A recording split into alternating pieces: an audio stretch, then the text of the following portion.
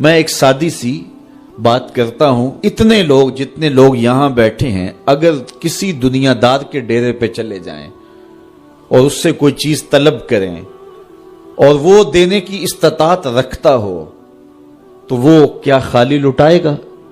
وہ کہے گا اتنے لوگ آگے ہو تو ڈیرہ داری کی شان کے خلاف ہے کہ میں ان کو خالی لٹاؤں۔ تو جب یہ دنیا دار خالی نہیں لٹاتا تو رب کیسے خالی لٹائے گا؟ جب بندے اس کی دہلیز پہ چل کے آ جائیں تو وہ بندوں کی ضرورتوں کا کفیل ہے اور ان کے ہر درد کو جانتا ہے اور ان کی ضرورتوں کو پورا کرتا ہے۔ علماء نے کہا دعا ہر صورت قبول ہوتی ہے، یا تو یہ ہے کہ فوراً قبول ہو جاتی ہے، جو مانگا فوراً مل گیا، اور کبھی ایسا ہوتا ہے کہ فوراً نہیں ملتا، حکمت ہوتی ہے اور فوری دینا مناسب نہیں ہوتا تو اس کو فوری نہیں دیا جاتا، لیکن دعا بعد میں کچھ عرصے کے بعد اس کی ڈیمانڈ پوری کر دی جاتی ہے۔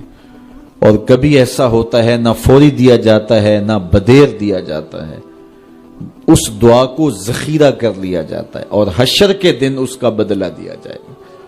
اور روایت میں آتا ہے حشر کے دن جب ان دعاؤں کا بدلہ دیا جائے گا جن کا بدلہ دنیا میں نہیں ملا تھا تو لوگ آرزو کریں کہ کاش کہ دنیا میں کوئی دعا قبول ہی نہ ہوئی ہوتی، سارے صلے آخرت میں ملتے۔ اللہ اکبر۔ کبھی ایسا ہوتا ہے جو مانگا جاتا ہے وہ نہیں دیا جاتا، اس کے بدلے میں کچھ اور چیز دے دی جاتی ہے جو اس کی ضرورت ہوتی ہے اور جو اس کے لیے مناسب ہوتی ہے۔ وہ کچھ اور مانگ رہا ہوتا ہے لیکن اللہ اپنی حکمت کے تحت اسے کچھ اور عطا کر دیتا ہے۔ بہر صورت دعا قبول ہوتی ہے اور بندوں کے اٹھے ہوئے ہاتھ اللہ پسند کرتا ہے۔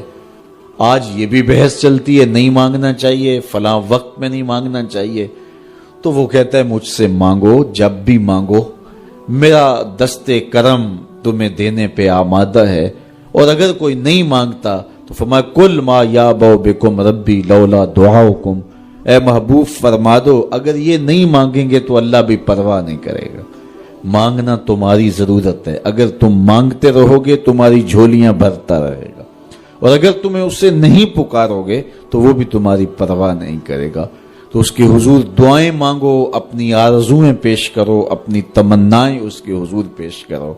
اچھا دنیا داروں سے مانگیں تو اپنے لیے مانگتے ہیں، لیکن اللہ سے مانگو تو اپنے لیے بھی مانگو، اوروں کے لیے بھی مانگو۔ وہ کریم ہے، وہ دیتا ہے اور خوش ہو کے دیتا ہے، تو اس سے مانگو، اس سے جھولی پھیلاؤ۔ اللہ سے راز و نیاز کی باتیں، جو باتیں بندہ کسی سے نہیں کر سکتا وہ اپنے رب سے ڈائریکٹ کرتا ہے، اپنے دل کے سارے دکھڑے اپنے رب کی دہلیز پہ رکھتا ہے اور اپنی ساری ضرورتیں مالک کی چوکھٹ پہ رکھ دیتا ہے، اور اس سے مانگتے ہوئے بندے کو شرم نہیں آتی، حیا نہیں آتا، بلکہ اس سے مانگتے ہوئے فخر محسوس ہو رہا ہوتا ہے کہ میں اپنے رب سے مانگ رہا ہوں۔ کسی اور سے مانگیں تو جھجک لگتی ہے، لیکن مالک سے مانگیں تو اپنائیت کا احساس ہوتا ہے کہ میں اس سے مانگ رہا ہوں، اس لیے کہ وہ ہمارا رب لگتا ہے، ہمارا اس سے ربط